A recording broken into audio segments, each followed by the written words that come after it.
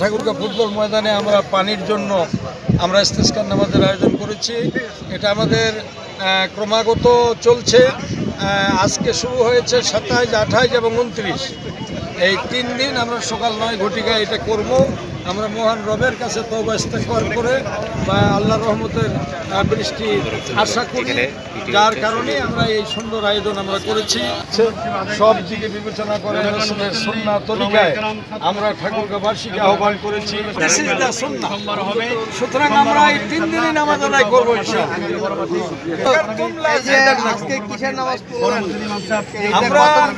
আমরা বৃষ্টি প্রার্থনার নামাজ পড়লাম, বৃষ্টির জন্য আমরা নামাজ আদায় করলাম।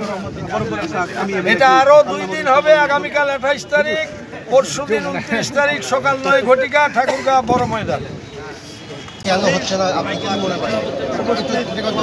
প্রিয় ঠাকুরগাঁওবাসী, আমরা অত্যন্ত বিচক্ষণতার সাথে চিন্তা গবেষণা করেছি।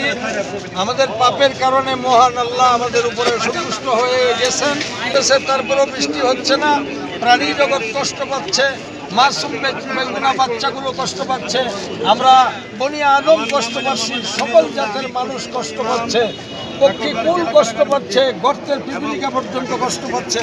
সব জিনিস বিবেচনা করে আমরা আল্লাহর দরবারে ধর্ণা দিতে এসেছি।